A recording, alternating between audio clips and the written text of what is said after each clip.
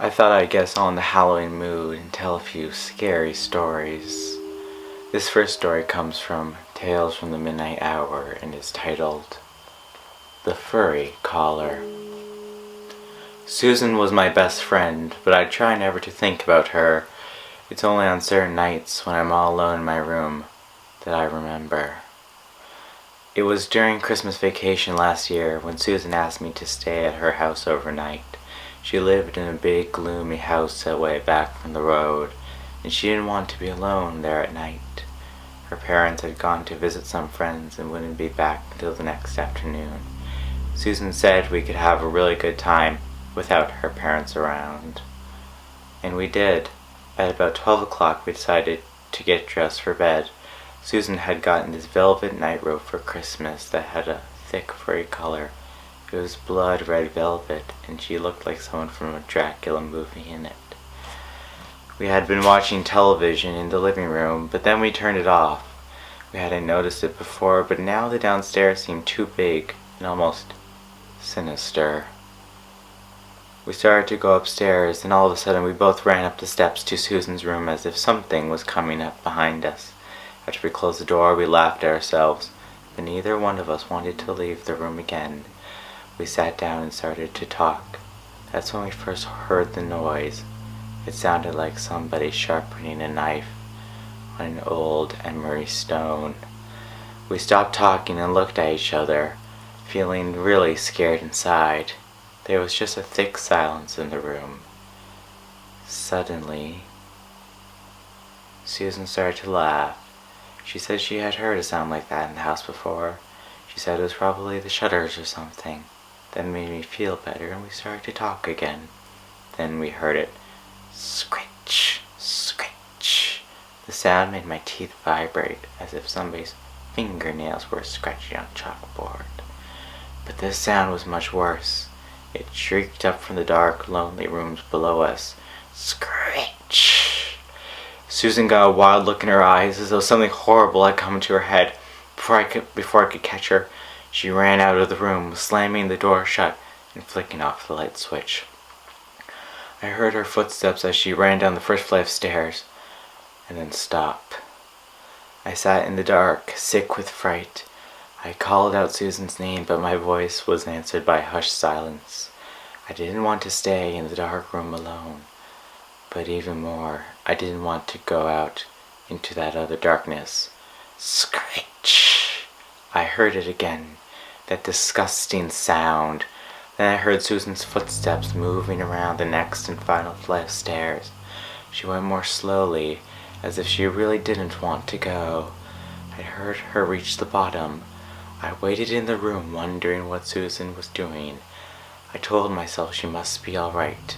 You see, the noise had stopped right after I heard her reach the bottom of the stairs. It didn't come after that. Susan had probably just fixed the shutter. Maybe she had known for sure about that all the time. She had just acted strangely to scare me. Maybe she was sitting on the steps now, laughing at me. I got up and started toward the door to turn the light on, but a feeling of fear swept over me that held me back like a hand against my throat. I decided I would wait where I was for Susan to return. I would wait there until her parents returned if necessary. Nothing could make me leave my darkness for that darker unknown outside the room. Time passed, my ears strained for a sound, and my nerves tingled at imagined shadows. Then I heard a slow, shuffling noise on the bottom step. Was it Susan? It had to be. Yet the footsteps seemed too heavy, too deliberate. My heart began to pound, and for a moment I lost control of my mind. It flew to the most horrible corners of my imagination, and I shook with terror. Then suddenly I knew what I would do. Susan's new nightrobe with the furry collar. I would wait for the door to open, and then I would reach out and touch the person's neck. If I felt the furry collar, I would know it was Susan, and I would get her back for scaring me like this. But if I didn't feel the furry collar, well, then there was nothing I could do. The shuffling footsteps had reached the second flight of stairs. I forced my own feet to take the steps to get near the door of the room.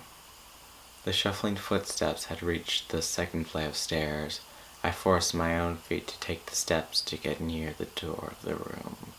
I felt the skin crawl on my back as the footsteps reached the top step and moved down the hallway. I braced myself. The door creaked slightly as it swung open.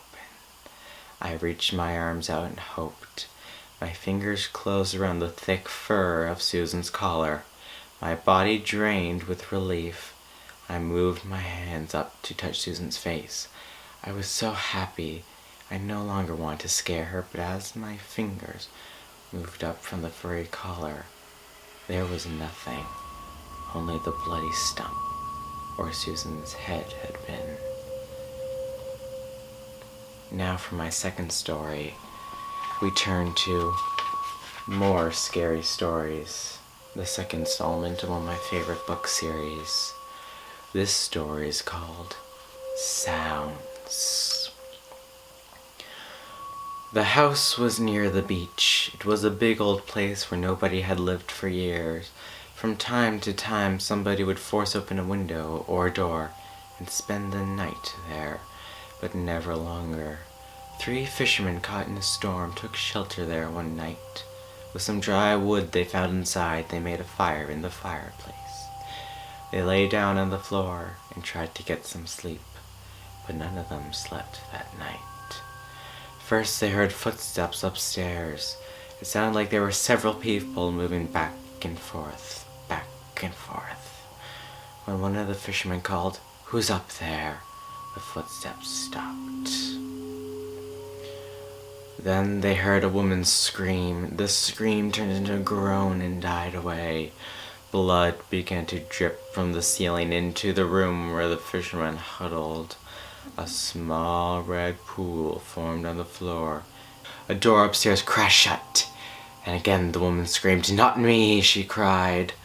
It sounded as if she was running, her high heels tapping wildly down the hall. "I'll get you," a man shouted, and the floor shook as he chased her. Then silence. There wasn't a sound until the man who had shouted began to laugh. Long peals of horrible laughter filled the house. It went on until the fishermen thought they would go mad. When finally it stopped, the fishermen heard someone coming from the stairs, dragging something heavy that bumped on each step. They'd heard him drag it through the front hall and out the front door.